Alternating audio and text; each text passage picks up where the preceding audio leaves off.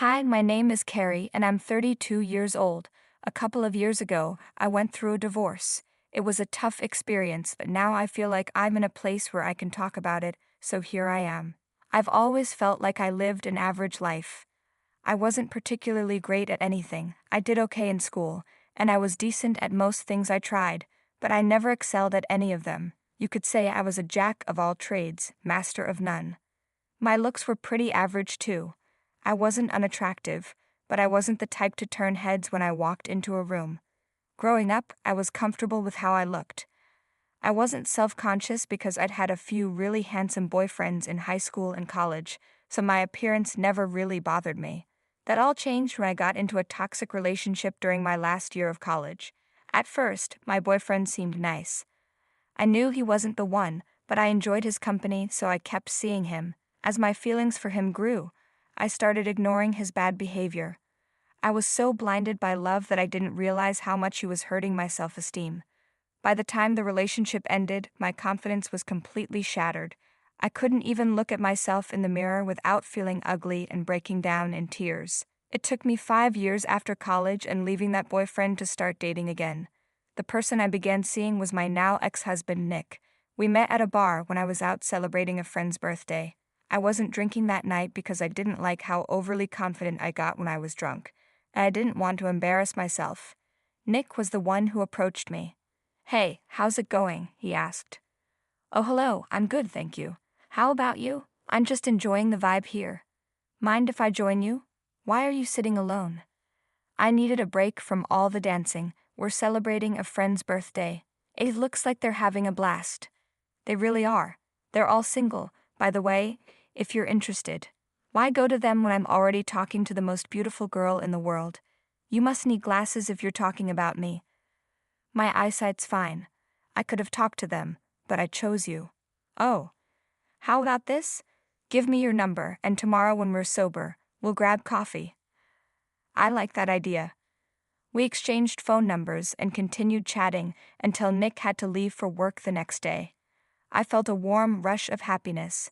No one had ever approached me like that before. In all my past relationships, I was always the one who started the conversation. Nick slowly began to help me overcome my insecurities. The next day we went for coffee, just as Nick had promised. He made me feel like the most beautiful woman in the world. The first thing he said to me wasn't even a hi or how are you. He looked at me in awe and said, "Wow, you're beautiful." I didn't think I could blush, but Nick made my cheeks turn red so often that it looked like I was wearing blush on purpose. We started meeting regularly after that, and soon we were dating. I felt so loved and appreciated. Whenever I was with Nick, everything seemed perfect. After dating for a year, we moved in together, and after 2 years, Nick proposed to me at the coffee shop where we had our first date. I was so happy that I said yes through tears. Our wedding was a small, intimate event with only our closest friends and family. For me, our relationship felt like a dream come true. Over those 2 years, Nick helped rebuild my confidence.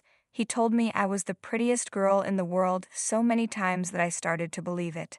He made me fall in love with myself again. That's why what happened later was so shocking and heartbreaking for me. During the first 2 years of our marriage, we focused on our careers. I worked at an accounting firm and earned a good salary, nothing extraordinary, but enough to support myself.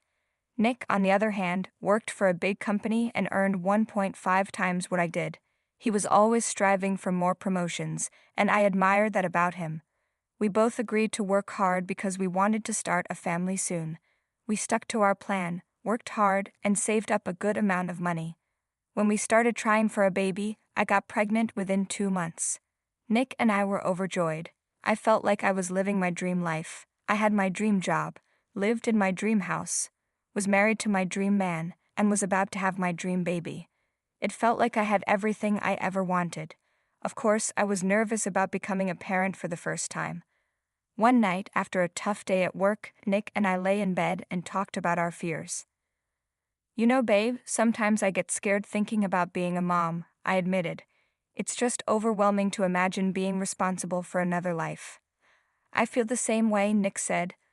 "The thought of accidentally hurting our child terrifies me. One small mistake could mess them up for life." Definitely, I agreed. But kids are resilient. They're not as delicate as we think, and being scared of messing up just shows that we'll be careful and make things right when we do make mistakes. You're right, Nick said. When I think back, my father was absent a lot. It left a void that nothing could fill. I don't want that for our child. You won't, I assured him. I'll be right there with you through everything. We'll learn and grow together, and I'll hold you accountable, just as I expect you to hold me. I promise to always be there with you, my love. How did I get so lucky with you? Nick asked. The feeling is mutual, babe, I replied. We're in this together no matter what. We'll be the best parents we can be. Even though I was terrified, knowing that Nick would be by my side comforted me greatly. I was certain that no matter what challenges came our way, he would be there for me. But I was so wrong. A couple of months after that conversation, I gave birth to a beautiful baby boy, and we named him Joe. The first few weeks with Joe were incredibly hard. He was a fussy baby who never slept at night. Nick and I took turns staying awake, and the lack of sleep started to wear us both down. We became cranky and irritable. To make matters worse, I was diagnosed with postpartum depression, PPD, so I struggled every day. I could barely get out of bed. Nick had to take care of most things: baby Joe, the household chores, and the cooking. I did what I could, but my mind felt like it was in a fog all the time. The only thing that seemed to help was lying in bed and crying. I tried to care for Joe when Nick was at work, but as soon as he got home, I would gladly hand Joe over to him. My PPD made it impossible for me to keep my job, so I had to resign and focus on coping with my illness. One day, after a tough day at work, Nick came home and lashed out at me. I couldn't get Joe to stop crying, and he said, "Why can't you do better as a mother? All you do is sit around." "What are you talking about?" I replied. "I'm fine with quitting my job, but I'm supposed to take care of Joe. If you can't even manage that, what's the point? You know I have postpartum depression," I cried. "How long will you use that as an excuse?" he snapped. "Do you think I'd lie about something this serious?" I asked. "Look at me. Do I seem like I'm enjoying any of this? Every day is a struggle, and it physically hurts not being able to care for Joe. I wish I could do more, but I can't." "I had a tough day at work too," Nick said, his tone softening. "My boss is pushing hard, and I'm on the edge, balancing it all, work and Joe. It's overwhelming." "I get it, babe," I said, trying to calm things down. "It's not easy. I'll try harder, do more, so you don't have to carry it all." No, I'll manage," Nick replied. "It's been 6 months since Joe's birth. I need to take my role seriously and support you. I don't want you to strain yourself. I'll handle things." "I want to do my part, babe," I said, "for Joe and for us. We're a team, right?" "Yeah, we are," Nick agreed. "We'll figure it out together." Even though I was terrified, knowing that Nick would be by my side comforted me greatly. I was certain that no matter what challenges came our way, he would be there for me, but I was so wrong. I started pushing myself to fight through the fog in my mind. I took care of everything around the house while looking after Joe. The only thing that comforted me was food, which is why I gained about 30 pounds. I didn't have the time or energy to work off all the food I was eating. I began to notice that Nick was spending less and less time at home. He still did his share of the responsibilities, but he was always working late. When he came home, he was too exhausted to talk to me or spend time with me. It hurt a lot because I was already struggling, and the one person who was supposed to be my support wasn't there for me. Every time I asked Nick why he was away so much, he said he was working towards a promotion for us. I just wanted one night with him, but he never seemed to want that. Even on weekends, he would lock himself in his office and work. Over time, I stopped asking and got used to his absence. One day, Nick surprised me by asking me to go with him to a work dinner. I was so excited that he was finally taking me out, so I went shopping and bought a nice dress. I got dressed up, dropped Joe off at my mom's place for the night, and expected a compliment from Nick, but Nick didn't say anything. I let it go, hoping the event would lift his spirits. At the dinner, I met a lot of Nick's colleagues, including his boss, Amelia. She wore a tight red gown that highlighted her figure and looked gorgeous. She approached us confidently with a pretty smile and greeted us with kisses on the cheek. "Hey, I'm Amelia. Are you Nick's wife?" "Yes, I am. My name's Carrie." I thought so. I've heard so much about you. I hope most of it is good. Oh, definitely. You're quite the topic. Sorry for keeping Nick buried in work. I know he'd rather be with his pretty wife. Well, you better get him that promotion then. Oh, believe me, he's very close to getting one. That was good to hear, but the whole time, Nick just looked at the ground. He wouldn't talk to anyone when I was with him, but as soon as he left me to socialize on his own, he was open and laughing. It hurt. By the time the event ended, I was beyond upset, but I didn't bring it up because Nick didn't seem like he wanted to talk. When Joe turned a year old, he was a lot less fussy than when he was a newborn, so I had a little more free time. I decided to start looking for work, nothing too big, just something with flexible hours. After applying to a bunch of places, I finally got a job as a content writer. I was paid per article and could submit as many as I wanted, whenever I wanted. It was the perfect job. I excitedly told Nick about it that night at dinner, but he just grunted and gave me a half-hearted congrats. I didn't know why I expected him to be excited or happy for me. It hurt how little he cared, and I cried myself to sleep that night. After that, I kept myself busy with Joe, the chores, and my work. I began to feel better, and the fog started to lift, but there was still a huge hole in my heart that only Nick could fill. One morning, I missed him too much. After putting Joe to sleep, I walked into Nick's office. He wasn't home, but since he spent most of his time in that office, it had become his second room. I wanted to be close to him, so I sat in his office chair, closed my eyes, and took in his scent. When I opened my eyes, I looked at his desk and couldn't help my curiosity. I wanted to know what he did in his office all day. That's when I stumbled upon a manila file that looked out of place among the loose papers in the drawer. I picked it up and looked inside. To my absolute horror, I saw divorce papers. Nick had already signed them. The only space left blank was where I was supposed to sign. My heart shattered. I knew things weren't perfect between us, but I didn't think they were this bad. I still loved Nick, despite his absence. I thought he was just stressed about work and raising a child, but asking for a divorce was too much. I knew I had been difficult to deal with after giving birth to Joe, but I was really sick. There were many things I could have done differently, but at the same time, I felt like I couldn't have done anything. I sat in his office and cried for so long that when Nick came home, he looked surprised to see me sitting there. He saw the file on the table and realized that I had found out. "Nick, I need to know why," I said, my voice trembling. He looked down, avoiding my gaze, and quietly said, "Because I felt like the spark had faded." "Don't lie to me," I demanded. I thought if we were married, Nick would talk to me instead of just walking away, so I asked him, "Do you really want to tell me the truth?" He said, "Yes, for months I've been seeing someone, my boss, Amelia." I was shocked and asked, "How could you?" Nick explained that they spent many late nights at work together, and it just happened. Plus, she was very attractive. I asked, "Why would you do this to me?" Nick responded, "Look at yourself.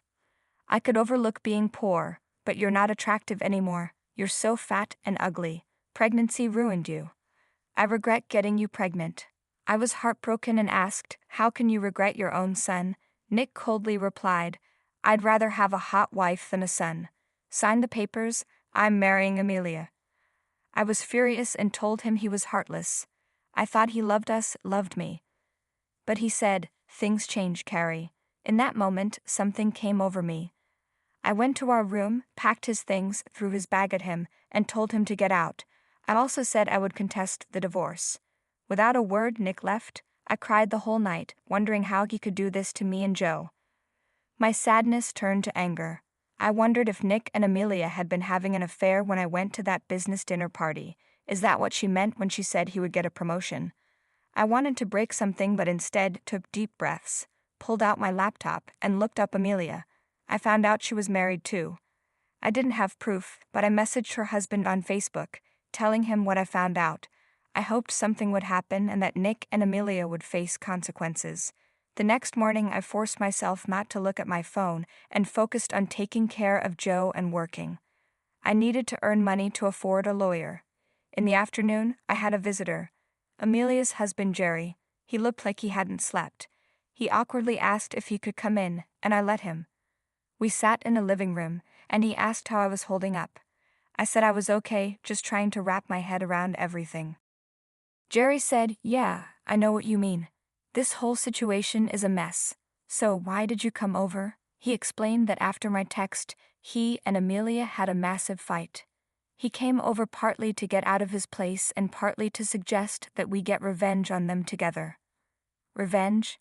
I asked. Jerry explained. They both hurt us deeply. Maybe we can give them a taste of their own medicine. I agree, saying, Nick not only betrayed me, but he also hurt our son. I'm with you on that. They need to understand the pain they caused. So we started planning. Jerry knew people in high positions at Amelia and Nick's company. He was the one who recommended Amelia for the job in the first place. Meanwhile, we tried to collect evidence of the affair. Jerry had access to all of Amelia's messages because her phone was synced with their iPad. He also helped me get a great lawyer. The next few weeks were hectic. We went to court for the divorce. Thanks to my lawyer, who presented a strong case of neglect, I had the judge's favor. During the trial, Jerry and I moved to the next phase of our plan. He contacted his friends at the company and informed them of Amelia's misconduct. Within a few days, both Nick and Amelia were fired. With proof of Nick's neglect and his unemployment, I won the case and got full custody of Joe. I also got more than half of our marital assets, making me financially stable. Nick and Amelia found out what Jerry and I had done, and they tried to contact us, leaving messages and emails, but we ignored them. Jerry and I started hanging out a lot after this ordeal, bonding over our heartbreak and betrayal. Eventually, we realized we have feelings for each other. Nick's constant neglect made me lose my love for him, and his actions sealed the deal. Jerry and I started dating a year after everything happened, and we still are to this day. He's great with Joe and has accepted him as his own son. A year and a half after Jerry and I started dating, Nick reached out to me. He had stopped trying to contact me 2 months after the court hearing since I never replied. He asked if we could meet at a cafe near my place. After discussing it with Jerry, I agreed. When I saw Nick, he looked haggard, like he hadn't been sleeping or eating. I have to admit, it felt satisfying to see him like that. He asked, "What's up?" "Make it quick. Jerry's waiting for me outside." "Jerry? Why is he waiting for you?" he asked. "Oh, we're together," I replied. Nick got angry and said, "You got mad at me for sleeping with my boss, and here you are sleeping with her ex-husband." I calmly explained, "Jerry and I got together after what you and Amelia did. Our relationship was completely over when Jerry and I started dating. It's very different from what you did. Is this why you called me?" Nick looked embarrassed and said, "This is really embarrassing, but Amelia and I are pregnant and we're struggling a lot financially. It's putting a strain on our relationship. Do you think you could help me out a little?" I was shocked and replied, "Are you out of your mind? It's embarrassing that you're asking your ex-wife to lend you money to support your affair partner's baby. You're pathetic, Nick. Never contact me again." I couldn't believe his audacity. I walked out of that cafe with my head held high, feeling beyond satisfied. I had a loving boyfriend, an amazing son, and a good job that paid well, thanks to Jerry. I didn't know what happened to Nick and Amelia, and I didn't care. I was happy with my life and decided to put the past behind me. This whole experience prompted me to reinvent myself, and now I'm a completely different and better person. Thank you for listening to my story. All right, everyone's presentations are done. Nick, the manager, said as he tried to move the discussion forward. "Excuse me, I haven't. I recently found out something." Nick interrupted me and began to speak. "There's apparently someone in this department who didn't graduate high school and is just a part-timer. Meetings should be for employees only." Absolutely right. His lackey, Mike, of course, agreed with Nick. "I'm leaving." After leaving the meeting room, I started to shut down my computer. I noticed that an email had arrived, not in my personal inbox, but in the company's shared email. Thinking, there's no point in speaking up, no one will listen, I went home quietly. The next day, I heard a commotion from Nick's desk. He was staring at his computer screen, his face pale. "Nick, is something wrong?"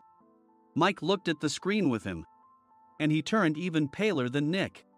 Why is he so angry? Knowing the reason for Mike's distress, I thought to myself, serves them right. My name is Adam. My mother passed away when I was in the 9th grade, and I was raised by my father. Well, you could hardly call it being raised. After my mother passed, my father changed. He drowned his sorrows in alcohol, and though he still went to work, he squandered our living expenses on horse racing. Because of that, I had to start working part-time as soon as I entered high school. Every month, I went to the convenience store with bills in hand that couldn't be auto-deducted from my father's account. Even though I endured it because I didn't want to be alone, I reached my limit in my second year of high school and dropped out. I found a live-in job at a distant inn. Thank you for everything. The day I left home, my father, still staring at the TV, spoke. Take care. That was our last conversation.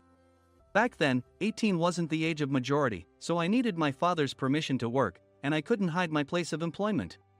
Yet, my father never visited me even once. I kept working just to survive, and before I knew it, I was 42. Years of hard work paid off, and I was transferred to the headquarters. I was thrilled to be recognized by the company, as I thought I'd be working in the field until retirement due to my lack of formal education. Listen up. Our work can change the future of our employees. Don't drag us down. On my first day after the transfer, Nick, dressed in an expensive suit, spoke sternly. There was a reason for this. Our inn was located in a prominent tourist destination, known so well that everyone in the state could sing its commercial jingle. At its peak, we had 5 locations within the state. But that was long ago. Due to financial difficulties and aging facilities, only the place where I had worked for many years and the original establishment remained. I was prepared to lose my job anytime, but now there was a glimmer of hope. With the rise of social media, the tourist area where the inn was located started gaining attention again. Depending on how hard the sales department, where I was transferred, worked, we could either thrive or be forced to give up this prime location to the new hotel chains continuously popping up. For Nick, who had switched careers from another industry to strengthen our sales, this was a battle he couldn't afford to lose. I understood why he had to be strict. I will do my best. Nick sneered at my enthusiastic declaration. Did you not hear what I said? I'm sorry. I thought I was listening carefully. Out of habit from years of customer service, I apologized reflexively, though I had no idea what had offended him. Someone was watching me with a smirk. In this department, there are those who are expected to excel and those who have been shoved here because they have nowhere else to go. You are the latter. It was Mike, the section chief. He's 7 years younger, at 35. But he was called to headquarters much earlier than I was and had been moving around within the headquarters ever since. I'm not jealous, but I can't accept that he's my boss. Graduating from a prestigious university, he has an unusually high pride and caused many problems as a newbie, making things very difficult for me when I was the front desk leader. When I found out Mike was transferred to the sales department a month before me, I was disheartened. Mike is right. With just a middle school diploma, there's not much you can do. Don't even think about achieving results. As if I didn't exist, Nick remarked, I'm thirsty. Mike eagerly ran to the coffee maker. It seems Mike is Nick's lackey. I regretted being happy about my transfer to headquarters, wishing I had stayed on site forever. Send a direct mail to every company on this list by the end of the day. Nick only assigned me tasks that even a new graduate could handle. What? There are over 1,000 companies. You want me to send to all of them by today? Yes, if you and your fellow misfits split the work, even those with nowhere else to go should finish by today. I glanced at the employees typing away expressionlessly. They were worn out from customer service, only thinking about leaving on time, or were women reassigned after having children, with zero motivation for work. Even Sam, a new graduate from the same university as Mike, who was supposed to be among the expected achievers, had no enthusiasm for the job, having joined the company wanting to do customer service. I don't care what they say, I plan to quit anytime, he said. Only Nick and Mike were highly motivated, making all the decisions between the two of them. I originally only wanted to work at the inn to survive and had no particular attachment to this job. I swallowed my words, thinking I had no right to reprimand them. About a month after the transfer, Nick told us with a frustrated look. To commemorate the 50th anniversary, we've decided to create a plan exclusive for one group per day. Originally, Mike and I were supposed to come up with it, but our president, Mr. Thompson, insists on hearing everyone's opinions. So, you all get a chance. As Nick explained, Mike began handing out prints. Make sure not to embarrass Nick. If your ideas are half-baked, you'll have to redo them. It seemed that they had printed his handwritten notes by Mr. Thompson, which included several questions and a section for free responses. It made sense why Nick had to seek our input, given that all responses had to be submitted to Mr. Thompson. We were given a week to think about it, and a meeting was scheduled to compile our ideas. My plan is to let guests enjoy both the old and modern America. Nick began the presentations. Guests would watch a master confectioner at a nearby traditional sweet shop make sweets in front of them. The welcome drink would be premium tea in a bottle. Nick's plan was certainly attractive. After his presentation, Nick called on us to present in the order we were seated. Just as I stood up for my turn.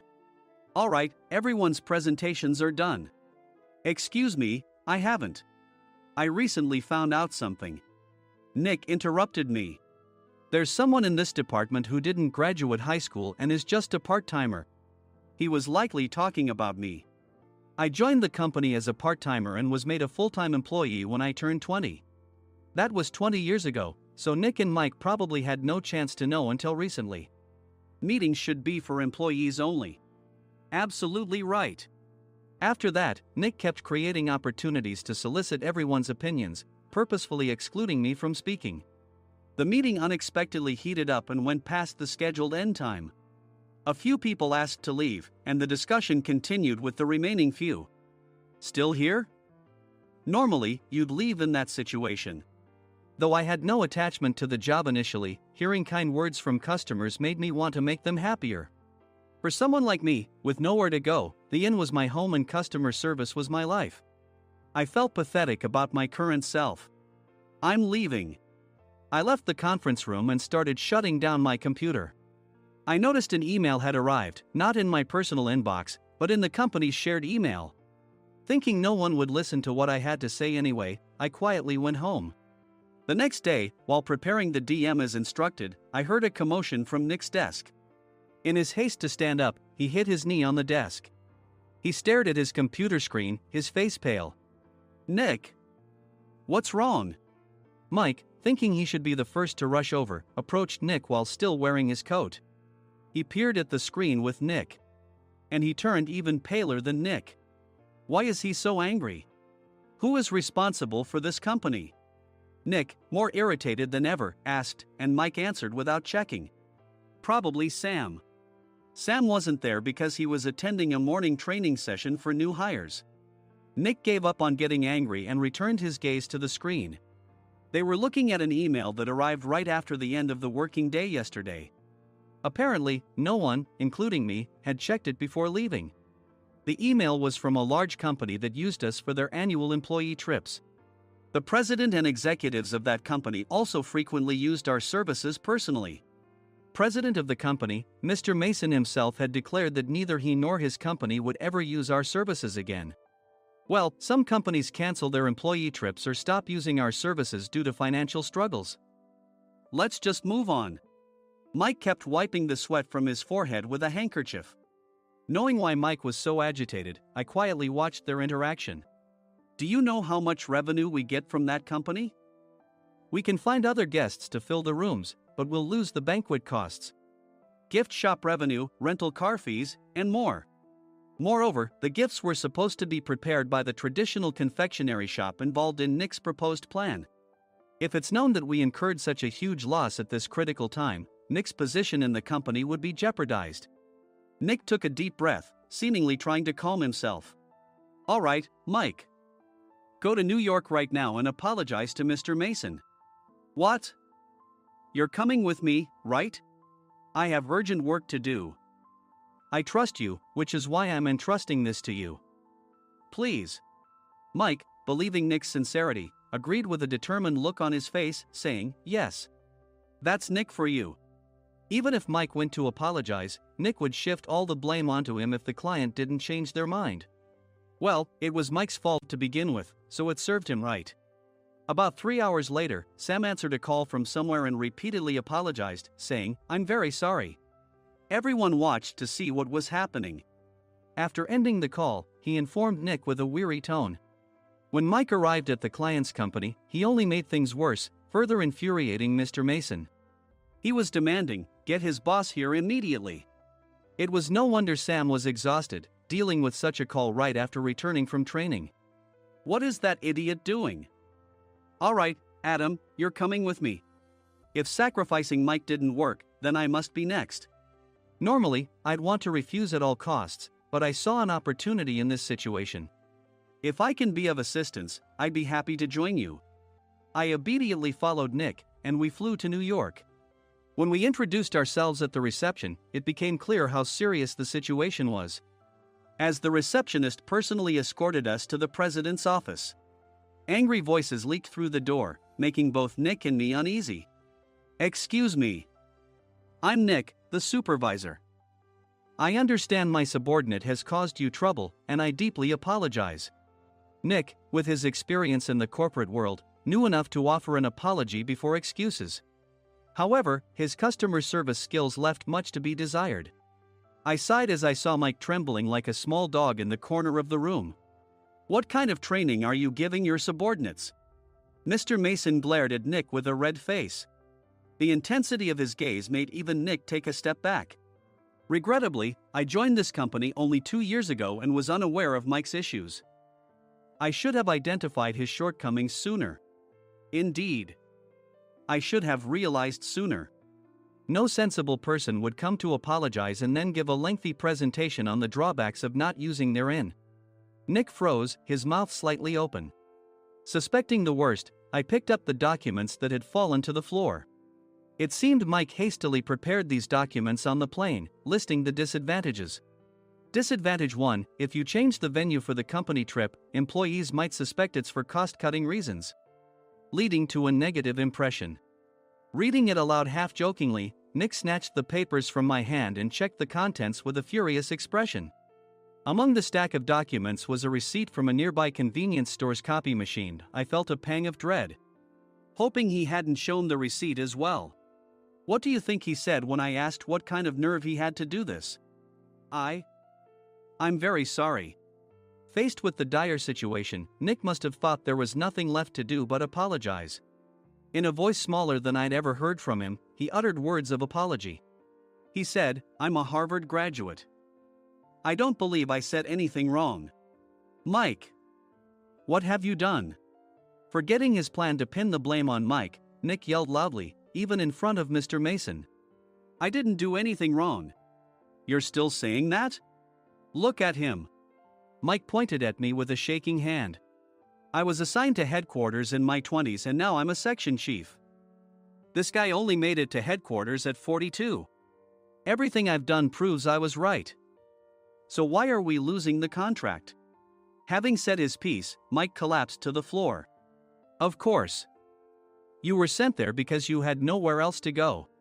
Mike never expected to hear such words from someone he looked down upon. He lunged at me, and Nick hurriedly stepped in to stop him. "Mr. Thompson told me Mike is a quick thinker, and to take good care of him." There's no way he was pushed aside. "Don't make things worse here. He didn't say quick thinker, he said only quick-witted, didn't he?" I don't remember that part." I recalled the many troubles Mike caused when he was a newbie. When Mike was on the front line, his pride was so high that he never apologized to customers. Customer service, especially in our job, doesn't work alone. It brings both good and bad situations. If the front staff or housekeepers made mistakes, or the cleaning company didn't properly clean a room, one had to apologize to the customers regardless of personal fault. Mike, in such situations, would never apologize, insisting he wasn't at fault. This often angered customers, and as the front desk leader, I frequently had to apologize on his behalf. He caused complaints and disrupted operations, which is why he was quickly moved to headquarters. In departments where he didn't interact directly with customers, his quick thinking was beneficial and things went well. But it seemed his flaws were starting to show. Corporate reservations are supposed to be entered into the system by the sales representative. But a quick check yesterday revealed that more than 10 items were missing from the client's reservation. The handover document clearly stated what needed to be prepared. Why didn't you enter it into the system? Why do we have to give them special treatment? filling rooms near the banquet hall, setting up all the food in advance. Specifying the brand of wine, they're too demanding. No wonder he always angered customers, I thought, feeling a headache coming on. Grouping them in rooms near the banquet hall is for our benefit too. It makes it easier for the staff to set up beds and serve breakfast since everyone's schedule is synchronized. As for the other requests, Mr. Mason suggested them to lighten our load. I didn't know that. Nick finally seemed to realize that Mike was the one who had angered the client. What did you say to them? I just told them we wouldn't give them special treatment anymore. We shouldn't waste effort on things that don't bring in money. I was utterly exasperated at his lack of understanding of customer service. Of course, we shouldn't comply with unreasonable demands. But carrying over successful practices from past stays makes customers feel remembered and enhances their experience. Good memories encourage repeat visits. That's part of our job. I looked down at Mike, who was sitting on the floor. In our job, nothing is a waste. Mr. Thompson likely moved you to the sales department, hoping you'd finally understand this. How do you think he feels now that you failed to meet his expectations? Mike, tears in his eyes, fled the president's office. I was amazed he still hadn't apologized. You have it tough, Adam. It's okay, we're all employees of the same company. I deeply apologize for this disrespectful incident. Especially after all the care you've shown us. If it weren't for you, Adam, I really would have stopped staying here. When I heard you were moving to the sales department, I was willing to reconsider if you handled it. Seeing us talk so amicably, Nick's face contorted. Do you two know each other? Adam's service is excellent. I always requested him specifically. Normally, we don't accept specific staff requests, but we made an exception for Mr. Mason, adjusting my shifts accordingly. He had personally stayed at our hotel just before my transfer, and during casual conversation, I mentioned, I'm moving to the sales department soon. If I hadn't told him then, things could have been much worse. Please continue to take care of us. I look forward to it. On the return flight, Nick awkwardly offered me a can of beer. It's still working hours. Of course, I had no intention of forgiving him for a single beer. Nick might try to pin everything on Mike and avoid any consequences. While pondering this, a startling fact came to light. Nick, the tea bottles for the plan have arrived. I handed Nick a bottle labeled with our inn's name. They look good. What are you talking about? These are plastic bottles. I had assumed we would use the trendy, high-end bottling tea. But what arrived were ordinary plastic bottles of tea with customized labels. The only unique aspect was the label, which had the inn's name, making it look customized. Upon further investigation, I discovered that a substantial amount of money was set to be paid to the tea company. It was priced like bottling tea. Does this plastic bottle really cost $100 each? The tea inside is specially blended for us. The extra cost is for that. Wouldn't it be better to use another tea company? Or is there a specific reason we must use this one? As Nick continued to make excuses, I showed him a printed email. I informed the tea company's president, Mr. Mitchell, that we discovered irregular payments and he confessed. He said you two were high school classmates and planned to split the extra money. That idiot. Why did he confess? That's not important. You should worry about yourself, this could turn into a police matter. Opening the bottle cap, I suggested. How about calming down with this tea? It supposedly has a relaxing effect. Nick drank the tea frantically. In the following days, decisions were made about their fates.